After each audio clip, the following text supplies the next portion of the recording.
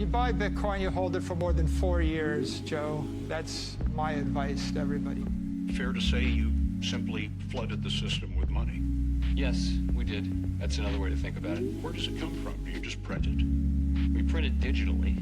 I'm very bullish on the long-term viability of Bitcoin. I was going to say, did that surprise you? That surprised me how much that's gone up. Hey, Internet, welcome back to another episode of New Foundations, the podcast brought to you by Acropolis, the Bitcoin Treasury company. We're back in the studio this week with my co-host and co-founder, Chase Palmieri, and very excited to be joined with who I believe to be the first person to ever be on New Foundations as a guest twice, Glenn Cameron. He's the head of Onramp Institutional and also the chief investment officer here at Acropolis. Welcome back to the show, Glenn. Thanks for having me. It's a very exciting week. By the time this episode comes out, everything will be released. But we announced this morning our seed investment led by early riders, as well as this afternoon, the expansion of our services just due to demand. We've been seeing a lot of demand here, onboarding our initial clients over the last few months. So Chase, would love to have you start the show off, just sort of talking about those releases a little bit more, and then we'll get into the show. Yeah, sure. So Early Riders, the Bitcoin-denominated venture fund, has been a key partner with us, and we were able to officially announce the investment allocation. But they've been really working with us since the jump, and we kind of stealth launched for private clients and enterprises in summer of 2024. But what we're announcing here in tandem with this investment allocation is essentially that now, for the first time, a global Bitcoin Treasury solution is available to all enterprise clients. So whether you're a private business, public business, whether you're in the US or some other jurisdiction, Acropolis is now available to serve you. And so we are, we're very excited that this is kind of our first week of no longer just working behind the scenes with companies, but really making our suite of services available to all. Yeah, it's a big week, and there's been a lot of work that's gone into this. So shout out to the team, and looking forward to getting Bitcoin on balance sheets around the world with this funding and expanded offering. But for the episode today with Glenn, we want to highlight our largest piece of research released yet by Acropolis. It's called The Inflation Illusion. It really is diving deep into the CPI and why the CPI, even in times of high inflation between 3 and 10% stated by the people that release those numbers officially with air quotes. We believe there's a lot of issues with those numbers. So want to go through that report here with Glenn today. So Glenn, I'm going to share my screen with the inflation illusion, and you just let me know where to go as we discuss this. Yeah. So, ultimately where this report is kind of aimed is to get corporate treasurers, chief financial officers, financial directors, CEOs to kind of rethink corporate treasury strategy, kind of in line with what we're going to show you today. If you kind of skip onto kind of page 3 on the left there. So I think it's important to understand what the original purpose of CPI was, right? CPI was originally designed as a way to track the cost of living for consumer prices for inflation. I don't necessarily think it even does a good or fair job of that anymore. I think it's important to understand that the Bureau of Labor Statistics that calculates CPI is a part of government, right? And a lot of government expenditure, particularly on the entitlement side, is indexed to inflation, right? So, like when somebody commits a crime, for certain types of crime, you've got to find a motive, right? And in this instance, the perpetrator of kind of fudging the books on these numbers definitely has a motive, right? With entitlement spending where it is, if you can make inflation look lower than it is, there's a definite financial benefit to the government there. The other thing is, as we know, in elections and in politics in general, inflation is not a politician's friend, right? So if you can make inflation look lower than it is, that's also kind of helpful from that perspective too. So it's important to understand that there are real motives to make these numbers look lower than they actually are. It also helps the government inflate away its debt, in a kind of a stealth manner, because the amount of the debt stays the same, whereas everything else is kind of going up with inflation, including tax revenue. So it makes it easier to pay back the debt, right? But if you can do that without a political cost or a financial cost, even better. You were going to say this. So, Glenn, just to interrupt you for a second, maybe it'd be helpful for listeners if we can speak to the difference between inflation and monetary debasement and expansion. I had some really trying conversations with friends and family during the release of the COVID stimulus. I was talking about how this is inflationary, and they were saying, no, prices haven't gone up. And I said, well, it might take a year or two, but prices are going to go up as a result of this. So maybe just speak to the maybe subtle differences between inflation and monetary expansion. Yeah. So a good place to start to answer that question is in the definition of the word inflation. What's quite interesting, and most people don't actually know this, right? The way we define inflation today is a rise in prices, right?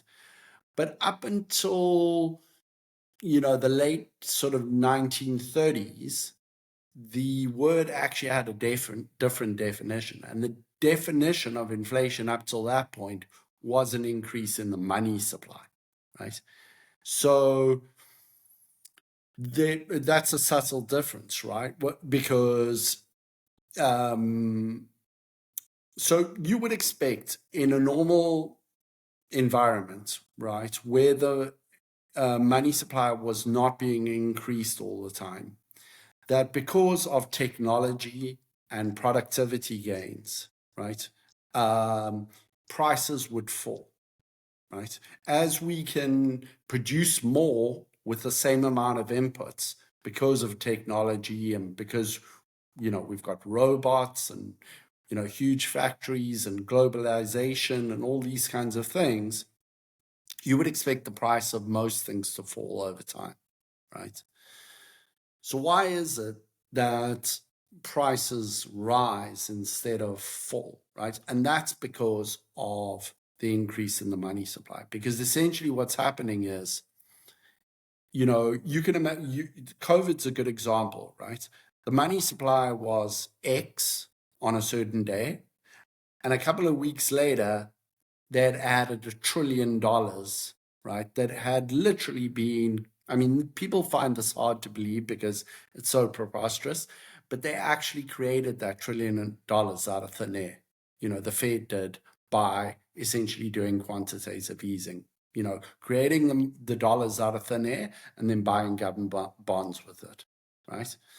And so what that does is it dilutes the value of all the dollars already in existence, right? Because you can think of money like shares in a company. If you've got a company with 10,000 shares, representing 100% of the ownership in that company, and then you all of a sudden double the number of shares, you've still got the same company, but each share is worth half, right?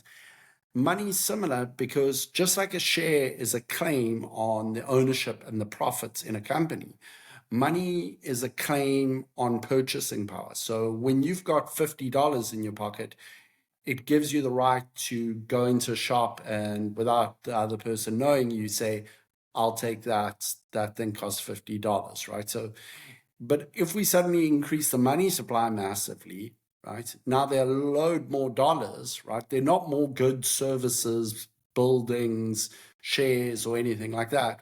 But there's more money placing a claim on those. So the value of each dollar goes down. So that's really what inflation is. It's not the price of things rising, it's the value of money falling. Right. So following with that train of thought, before we turn back to the report here, I just want to lay a little of this foundation for folks.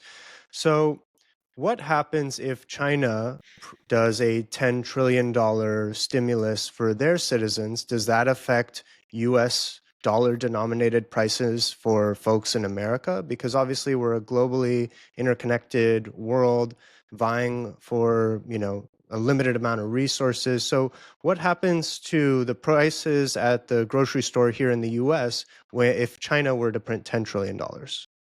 Well, I mean, not directly, no. Because, I mean, it's very different for the dollar because the dollar is the global reserve currency, right?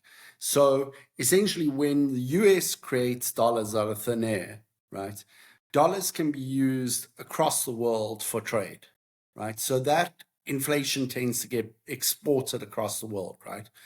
But if a Chinese company wants to buy something from an American company is not going to accept the Chinese one, right? So that's why you tend to find that inflation is increases in the money supply in emerging markets, in particular, small economies, but even in an economy like China, tends to have much more of a local effect in that country, right? But of course, there is the global money supply, right? So, on the margins, increasing the global money supply, the total, if you converted the amount of the different currencies all into one unit of account, like the dollar, right?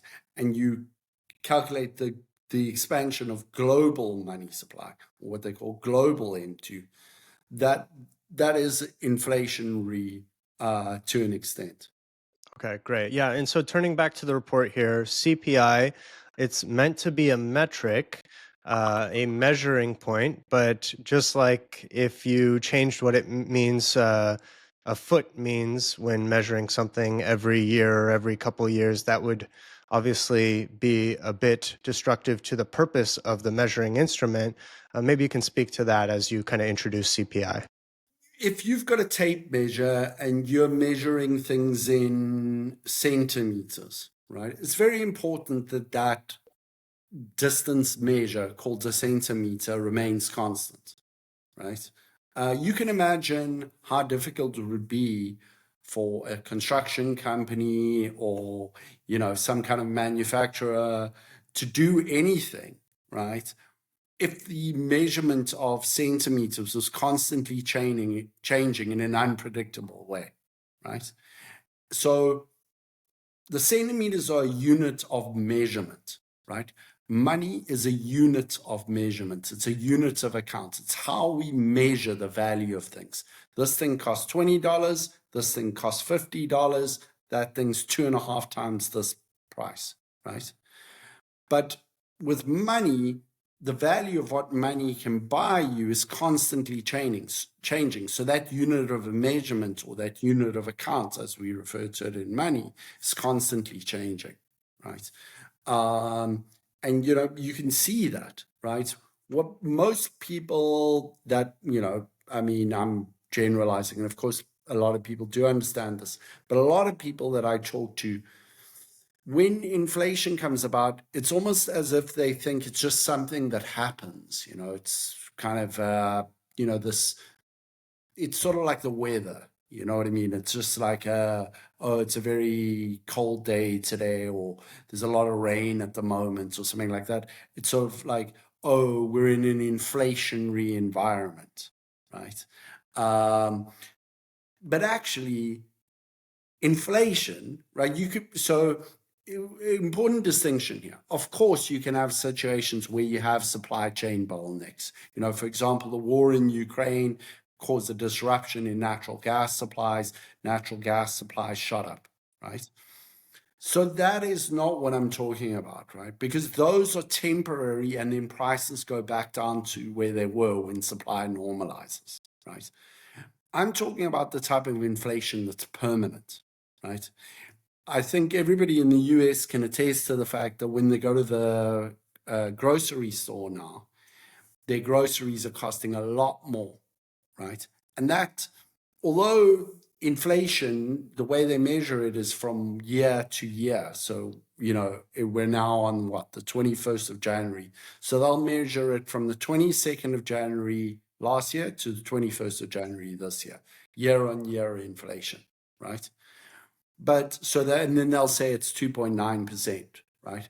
But what they're failing to point out is that inflation was 25% over about a 3-year period from 2021 to 2024, right? So when inflation's 2%, that 25% increase in prices at the grocery store is kind of permanent, right? And the 2.9% that they're measuring over the last year is on top of that price increase, right? It's just going up less rapidly, right?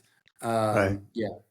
So what you get at here is another interesting point, which is that inflation, or CPI, I should say, is measured as a year-over-year metric. So if inflation was 2% last year and it's 2% this year, how should people actually think about that? Because the following year, it's now a 2% inflation in year 2 on top of the inflated already base from the previous year. So can you speak over this kind of idea of compounding inflation and year-over-year inflation? Yeah, so in investment circles, they call the compounding of returns, the eighth wonder of the world, right? It's why if you go to a financial advisor, they'll tell you that the earlier you start investing for your retirement, right, the easier it is and the less you need to save. Because what's doing most of the work in that instance is you're getting interest on interest or return on your return. So for example, if you start with $100, right, and you get a 5% return on your investment, so you're now at $105 at the end of the first year. If you get another 5% on the second year, you're getting 5% on the original $100 you invested, plus 5% on the $5 that you earned in the first year, right? So that's a compounded return because you're getting it on the return part of what you earned in the first year, right? And when you extend that out over to 30 years, right, it's amazing. Even if you know how the maths works and everything, it always is dumbfounding, right? I'll give you an example.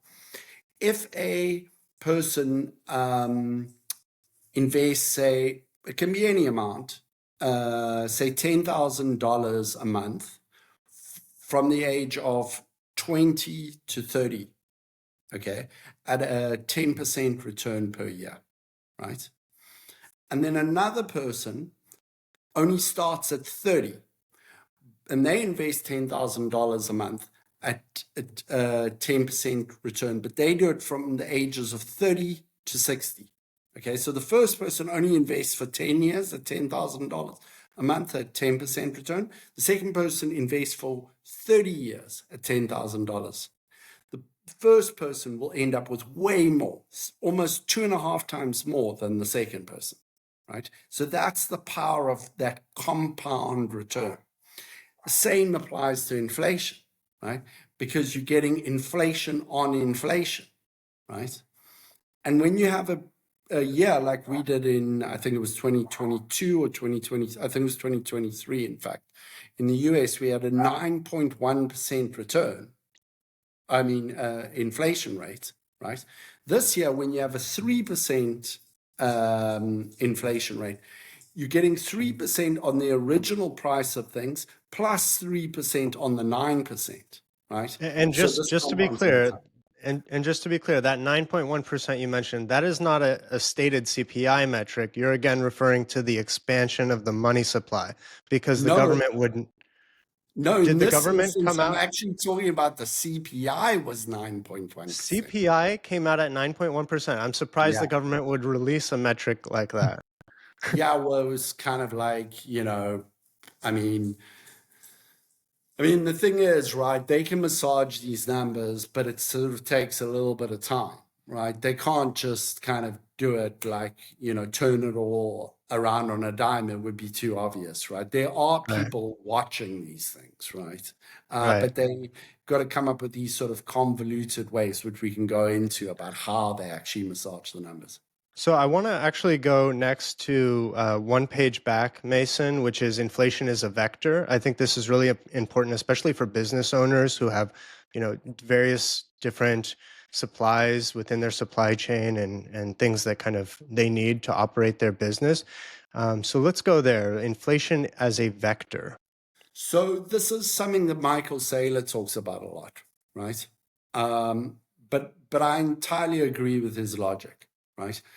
So a simple way to understand this, forgetting about words like vectors and scalars and things like that, I think that just introduces unnecessary complexity into the conversation. But if you look, let's take a teenager who's living at home, playing video games and eating takeaways.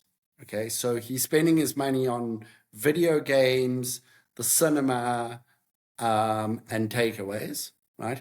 And then you take somebody at the other end of the spectrum who's a retiree, who's paying a monthly fee to live in an old age home, who's got much higher medical cover costs, maybe is putting their grandchild through university, things like that. They're spending money on completely different things.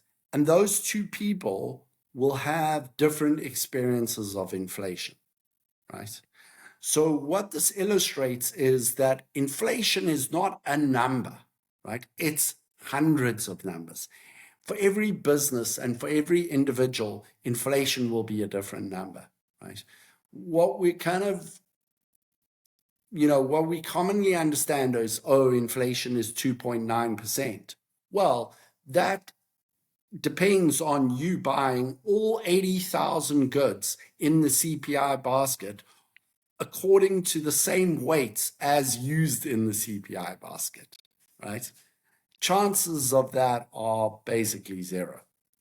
Okay, and so let's talk about, especially for business owners, because some businesses, especially government jobs, actually attach increases in salary to metrics like CPI.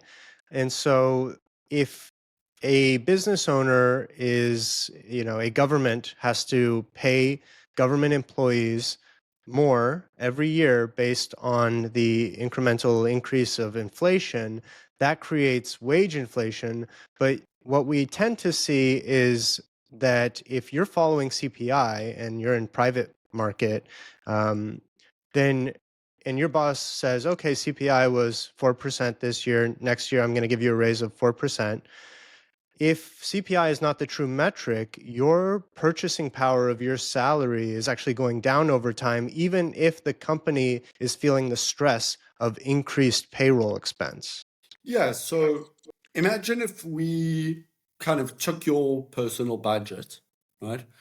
And we calculated the amount you're spending on each thing in your budget, and then we calculated the percentage of what you're spending in each budget, on each item in your budget. So rent or mortgage, food, petrol, et cetera, right? And then we looked at the actual price increase in those goods, right? And then we multiplied the percentage you're spending on each by the price. We would come up with your own personal inflation rate, right? So if your inflation rate is 9%, right? And CPI says it's 4%, and your employer indexes your wage to CPI, right? Then the cost of everything that you spend money on a monthly basis has gone up by 9%. You've only got a 4% increase. So roughly speaking, you can buy 5% less stuff, or you're going to have 5% less disposable income. And in some ways, it's even sneakier than that. And what I love about this report is that it really gets to all the subtle little manipulations in CPI.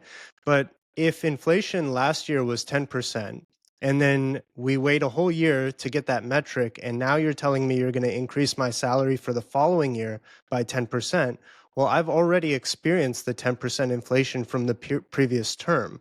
So how does that kind of fit into this as well, that you're getting kind of a late metric? Yeah. Well, I mean, so you're always kind of behind the curve because inflation is necessarily a backward looking metric, right? So again, this is another, this makes me think again about how the definition of inflation was changed. I should just mention it was the definition was changed by the kind of type of economics that was being done, moving from classical economics to Keynesian economics. After the Great Depression and the Second World War, the government were at pains to kind of, change the way the monetary system worked, right? And, so they promoted economists who wanted to kind of tell the story that was kind of convenient to them. And so essentially now inflation, you could measure the price of inflation at the time it was occurring. So under the old definition. So for example, if you increase the money supply by $1 trillion today, right? Well, the money supply was increased by 50% over the last day. It was immediately obvious. But the problem is that so there's a thing called the Cantillon Effect. When new money is created, it goes to certain members of society first, right? And they get to buy things at the price at which they currently exist. So you can think of houses. So if I'm a private equity manager and I take a whole lot of debt out, right? That money that I borrow if I borrow it from a bank syndicate, right? Unlike what we're kind of led to believe at school, the bank doesn't have that money in a vault somewhere that it received from other depositors. Bizarrely enough, and people never believe me when I tell them this, because again, it's preposterous. The bank actually has a license to create that money out of thin air and lend it to me as the private equity manager, right? Now, if I take that money and I go and buy a commercial building with it, right? I get to buy that building at the current price, right? Whereas everybody else, and say that's happening on a large scale as it was during COVID, right? Everybody else only gets to get hold of that money as it trickles down through society. So there's members of society, mainly blue collars and workers and stuff, who eventually end up with that money. But by that time, the price of all those properties and buildings and houses has been bid up, right? And this is so now the house prices are up here, right? And they're getting a 4% pay rise, and houses have gone up by 25%. And also, like you mentioned, they're only getting the pay rise after the fact, right? So there's a compounding effect there too. They're always kind of lagging, 1 year behind, even if inflation was, being measured fairly or accurately. Embrace the future of corporate finance with Acropolis, your strategic partner for a Bitcoin Treasury strategy. We're the experts your business needs. Acropolis offers trusted Bitcoin advisory. We provide you with an outsourced Bitcoin strategy officer, world-class research, and a creative financing team, and more, so you can navigate Bitcoin's market with confidence and acumen. Best-in-class custody with multi-institution custody. Eliminate the risk of loss while maintaining full control of real Bitcoin. Acropolis exclusively uses multi-institution custody as the safest and easiest way for businesses to hold Bitcoin. Bitcoin-only solutions. The Acropolis platform is designed for businesses of all sizes to seamlessly manage their Bitcoin treasury, and we focus solely on Bitcoin to offer you the most specialized services available. Adding Bitcoin to your balance sheet is just the beginning. With Acropolis, you're not just adopting Bitcoin, you're mastering its strategic use to create and maintain value for generations. Take the first step and start your corporate Bitcoin journey with Acropolis. Book your free consultation today at acropolistreasury.com/book and start implementing our proven strategies within days. Yeah, it's really interesting. You're basically speaking to the benefits of sitting closest to the money printer because you get to go out into the market at today's prices before the market has realized that there's new money in the system and go buy up assets at today's prices. And one thing that this makes me think of before we turn to kind of some of these really interesting manipulated metrics, one of the things you made me think of there is this difference between folks in the economy who own assets versus holding their cash in a checking or savings account. And to me, this is the greatest explainer for the wealth gap and the increasing wealth gap, is that as new money is printed and it has to go chase a fixed amount of goods in assets, those asset prices inflate. But the people who don't have enough money to store their value in an asset because they're month to month, they are sitting in the cash. They're sitting in this case, it would be US dollars. And so their money is losing purchasing power because it's being inflated away. Whereas the assets, the fixed supply, limited supply assets that the wealthy hold, those actually is kind of reach escape velocity with their prices, and that this is actually what I believe is the key driver of the wealth gap. Is as you print money, by definition, you're going to increase that wealth gap because some people own assets and some people can't afford to hold assets.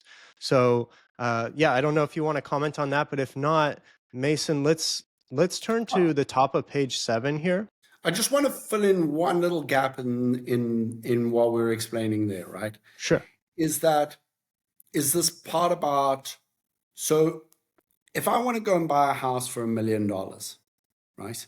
And let's say I've got a 10% deposit to put down on the house. So I've got to borrow the $900,000. When I go to the bank, right? And I say, I would like a mortgage for $900,000. That $900,000 does not actually exist, right? It gets created by the bank at the time when I take the loan, right? The way it kind of works from a legal perspective is the bank now has the asset, which is a lien over my home, right? And a liability to the central bank, to the US Federal Reserve for the $900,000 that created out of thin air. So it's got an asset and a liability that perfectly offset each other. In fact, it's got a house for $1 million and it only created $900,000 out of thin air, right? But what this means is that only people who can take out a $900,000 loan can benefit from this printed money, right? And if you think about who can borrow the most money in a society, it's the very large companies, right? So, your sole proprietorships, even your small cap listed businesses, right, don't have the ability to kind of, issue bonds to the market, right, and kind of just borrow money ad infinitum, right? Which when it's kind of hard to believe, but during those years running up to COVID, and then, even more so in COVID, corporates were borrowing at like 0.5%, right, for like 10 years or something like that. So, then this money was being created out of thin air, right? And then they could go off and acquire other companies and all of this kind of stuff. So you can imagine for every normal company and every individual, right, they're competing against that kind of buying power, right, bidding up the prices of everything, right? And so we need strategies to be able to protect ourselves from that. Otherwise, we're always going to be kind of on the wrong side of that equation. Yeah, one other thing that you made me think of here is this idea that if I took out a 30-year mortgage on a house at 2%, 4 years before this inflationary period really kicked off into the COVID stimulus and stuff, and I have a fixed rate mortgage and I've locked that in, technically it's a liability on my personal balance sheet. But in some ways, because my fixed rate is below the stated inflation rate and especially below the true inflation rate, it almost starts to look like an asset because I've locked away this kind of um, arbitrage between my fixed rate and the true inflation rate. And so over time, over that 30-year term, inflation is actually going to be eating away at the true value that I need to pay down for that house. Yeah, that's right. And like the other aspect of it is that, so there's an aggregate amount of debt in society, both government debt and private sector debt, right? And so this is why inflation is, kind of to the benefit of kind of the top 1% of society and the big companies and the government, right? Because they get to take the most amount of debt, right? And then inflation inflates away that debt, right? And that's what causes the wealth inequality, because they're taking that debt. Remember, it's not just the debt, they're also buying an asset. And the assets are going up in value with inflation, right? And much higher inflation rates than CPI, right? Right. At the same time that the value of their debt staying the same, right? So you go and buy a commercial building and you're renting that property out, you're increasing the rent by a significant amount each year, but you're still only paying 2% interest on the debt. And the nominal amount of the debt that you borrowed is remaining the same at the same time that the asset price is going up. So, essentially, it's a good game to play if you can play.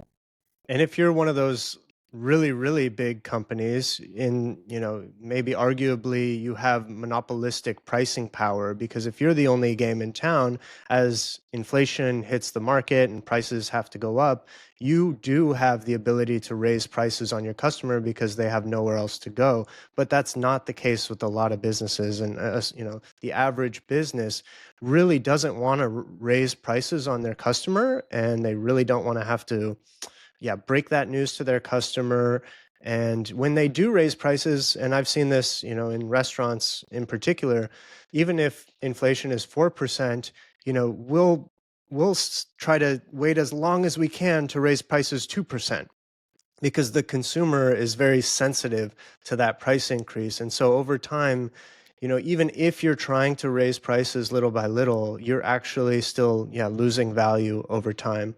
And so turning to this, because I want to make sure we have time to fit in some of the really interesting aspects of this report, I'm hoping you can speak to this idea of substitution bias when it comes to kind of the manipulation of the CPI basket, because I think that this is such a interesting, and I've heard you hit this point home before, it's such a interesting and aha moment for many folks. It's again like something that a lot of people don't know about, and again just sounds so outlandish that you got to go and check these things yourself before some people will believe it, right?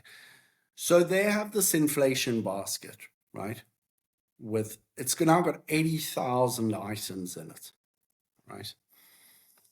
But they make the assumption. So let's take the example of beef, right? I don't know, let's say fillet steak, right?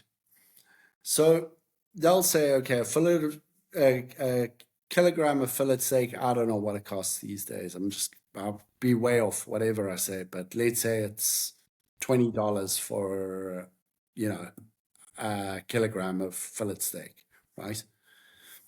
If now the price goes up by 20%, right? The Bureau of Labor Statistics completely subjectively, with no kind of scientific or sort of empirical backing for this decision, will decide, no, in that case, we'll make an assumption that people are going to substitute chicken for beef, right? Now imagine you're in a situation where, and they'll do that with all sorts of goods, right? So they're constantly changing the composition of the inflation basket, right? So if I'm the Bureau of Labor Statistics and I got 80,000 items to play with, and I can substitute anyone in and out of the basket, you can essentially tell me what you want inflation to be. And just by changing the weights or the composition of the basket, I can give you the inflation number you want, right? So that's what the substitution effect or the substitution bias is. It's not a fixed basket of goods. You can actually go to the Bureau of Labor Statistics. I mean, they make it difficult for you. They don't make it easy for you to do this. But you can go and poke around there and you can see the composition of the inflation basket from year to year, and put that in a spreadsheet and use kind of formulas and then look at how the inflation basket has changed over time. It's pretty dramatic if you do it. Yeah, absolutely. And I want to make sure that we make time to speak to kind of the corporate implications of this CPI manipulated metric, this inflation illusion, and what folks who have kind of taken away an understanding of this, what they can do to protect themselves. Obviously, here at Acropolis, we are massive proponents of Bitcoin as a modern treasury asset. So if you can maybe start speaking to, why is CPI or tracking CPI so damaging to businesses over the long term, if that is the metric that they're focused on? And what is it about Bitcoin that introduces a new opportunity? So I'll just mention one other way that the inflation number is kind of manipulated. It's a thing called the hedonic adjustment, right? And what it means is if I buy the iPhone 15, right, and then 3 years later, my iPhone 15, has been all bashed up and whatever, and now I buy the iPhone 16. And let's say the iPhone 16 is 10% more expensive than the iPhone 15, right? The Bureau of Labor Statistics, in its wisdom, says, well, the iPhone 16's processor is this much better than the iPhone 15. So we're just going to manually adjust down the price of the iPhone 16, right, to reflect the increase in the quality of the product, right? So to actually experience the lived, if you want to have the lived experience of CPI, you would constantly have to be buying old laptops and old cell phones and stuff like that. If you just live like a normal person, inflation is going to be a lot higher than that, right? Also, with the substitution and hedonic adjustments, businesses often can't make these substitutions. If you're making a product that requires, I think in America you say aluminum, here we say aluminium, you can't just swap it out for lead or copper or something like that, right? So if the price of aluminium goes up by 20% and the Bureau of Labor Statistics makes a assumption that no, business will substitute it with something else, right? That's not going to marry with your actual lived experience. If you go back to that chart, those charts there on the bottom of that, I think it was the next one, Mason. Yeah. So if you look down at the bottom, I don't know if we can blow that up at all, but the red line is actual CPI as measured by the Bureau of Labor Statistics. And the blue line is if you held the inflation basket constant. On the left-hand side, it's the inflation basket as it was in 1990. And on the right-hand side, it's the inflation basket as it was in 1980. So if you made none of these hedonic adjustments and substitution adjustments, right, the blue line is what inflation would be, right? But because of all the adjustments, inflation as it's measured by the Bureau of Labor Statistics was a lot lower. And you can kind of see that in the spike that I was talking about where CPI got up to about 9.2%, if you look at it, in the 1990 number on the left, it was more like double that, right? And on the left-hand side, it was kind of measured at 8.2, and again, it was double that. Right. So to your previous point, the blue line is what it looks like if a centimeter remained a centimeter. Correct. So what are the implications of that for businesses, right? There's also another one, actually, if you go, I think one more slide or one more page down, Mason, or maybe a couple more. There's another measure called the Chapwood Index, yeah.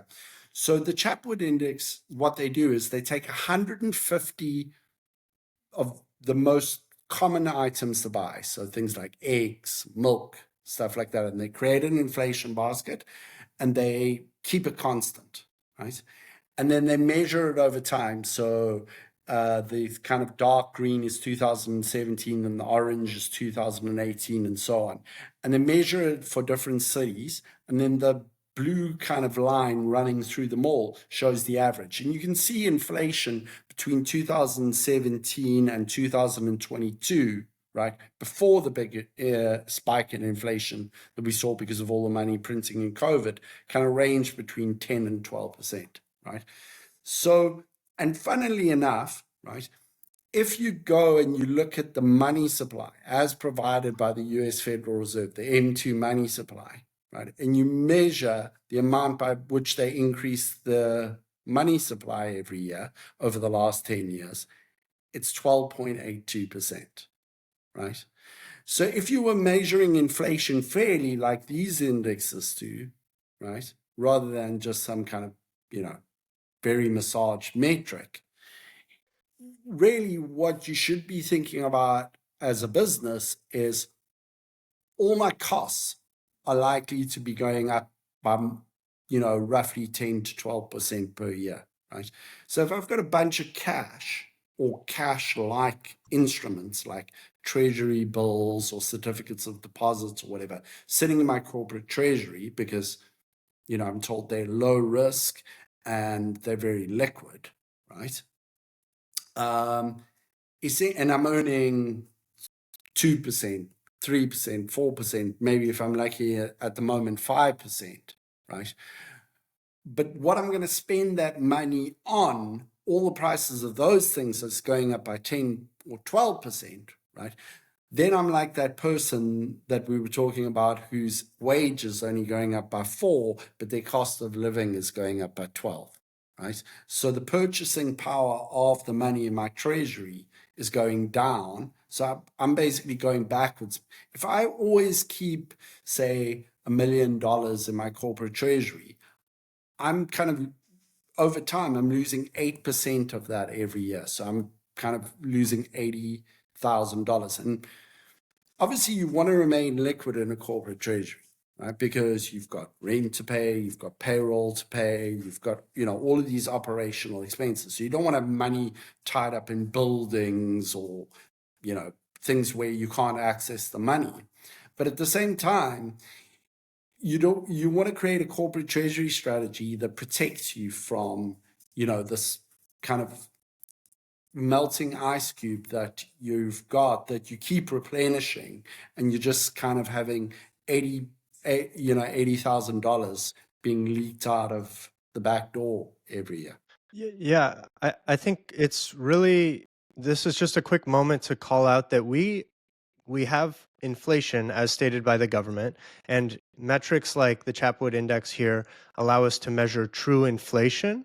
But what we still can't measure and never will be able to measure is the true cost of inflation, because as you mentioned earlier on in this conversation, technology and all of the innovation we have in automation, AI, etc., those are deflationary innovations that should be making things less expensive. Prices should be falling, but we can't measure the missed opportunity cost of prices actually falling as a result of this. So we can measure true inflation, but we'll never, unfortunately, be able to measure the true cost of inflation.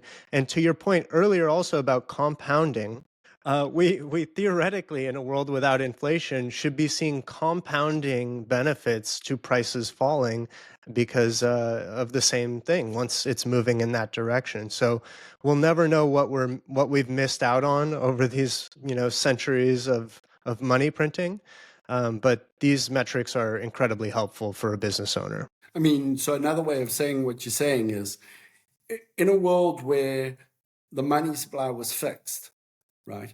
Let's say, for example, prices were falling, it would be different for different products, but let's just, use the kind of average across all goods was falling across 3%, was falling 3% a year.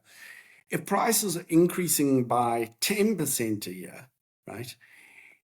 What's being stolen from you is not 10%, the price increase, but 10% plus the 3%, which they should have gone down by. Because so all the productivity gains are being stolen, plus the increase in the prices because of the expansion in the money supply.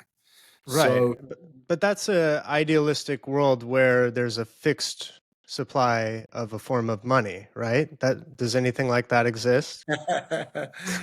well, so that is the value proposition of Bitcoin, right? Because that's why Bitcoin is known as a deflationary money, right?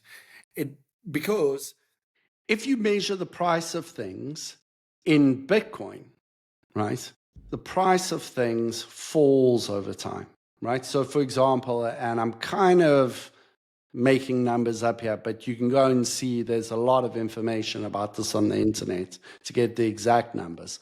But like in 2017, it would have cost you a few hundred Bitcoin to buy the average home in the US, right? Now it only costs about 6 Bitcoin to buy the average home in the US, right? And you can see it gradually kind of in houses priced in Bitcoin, the price goes down over time, right? And why is that? Because Bitcoin is a money with a fixed supply, right? So it's a perfect illustration of everything we've been talking about, right? And it's why we say that the perfect instrument to hold in your corporate treasury is Bitcoin, because you're looking for something with a strictly scarce supply that is also liquid, right? Now, the objection, and entirely valid, right, is that the price of Bitcoin over the short term is very volatile, right? And so if you've got measured in dollars, $100,000 in Bitcoin, and then it comes time, and then you got payroll in 2 weeks, and in that 2-week period, the price of Bitcoin falls by 10%, right? Then when you pay all your staff in dollars, it's actually going to end up costing you 10% more in Bitcoin terms, right? So the way to think about this is this. You would need to put 100% of your corporate treasury in the S&P 500 just to keep up with the rate at which your money in your corporate treasury is being diluted by an increase in the money supply, right? Because the money supply over the last 10 years has increased by 12.82% per year, and the return of the S&P 500 has been about that same amount over the last 10 years. No other asset class has had a return of, on average, close to 13% per year, right? So everything else, you would be losing purchasing power. But the issue is that if you take 100% of your corporate treasury and you put it in the S&P 500, the stock market's also very volatile. So you're back to the same problem. So instead, what you can do is you can say, I'll put 25% of my corporate treasury in Bitcoin. I'll keep the other 75% in cash or cash-like instruments like treasury bills or whatever. And because the Bitcoin return has been 50% per annum on average, if you multiply 25% by 50%, you get 12.5%. So it's a much more capital efficient asset than any other of the traditional assets. So you can use your 75% for the liquidity and for your operational needs, and you can have a more strategic reserve right? Which is the money you touch last, right? That 25% in Bitcoin. Yeah, and so what you're saying is what obviously we recommend for clients here at Acropolis and with you as our CIO is that if you're concerned with Bitcoin's volatility because you need liquid reserves for operations, this is really just an issue of position sizing. You do not need to be afraid of the asset class. It really just comes down to properly allocating, with our risk management team, the right amount for that Bitcoin allocation. Yeah, that's right. And so it depends on your business's free cash flow, right? So what do we mean by free cash flow? We mean after you paid all your expenses and you have maintained your business. So, you're not kind of just sort of, using up all your machinery and not replacing it and, letting the table covers in your restaurant get older and older. You're replacing all those things. So you're maintaining your business as well as paying your operational costs. Anything over and above that is free cash flow, right? And so depending on your free cash flow, we can advise you on how much, first of all, you need as a operational reserve in your corporate treasury with a safety buffer in case anything unexpected happens, right? And then how much you don't need in your corporate treasury that you could be investing in an asset like Bitcoin, where you're not likely to need to touch it, over a certain period of time. And then from your free cash flow, we can show you how much to maybe add to your operational reserve if you need to, and how much you can use to sort of dollar cost average into buying more Bitcoin, so an accumulation strategy, so that these two things remain separate, so that your business is taken care of in the short term, but in the long term, you've got this asset that's protecting the large majority of your operational reserve from inflation. It's kind of compensating for that melting ice cube effect in the rest of your treasury.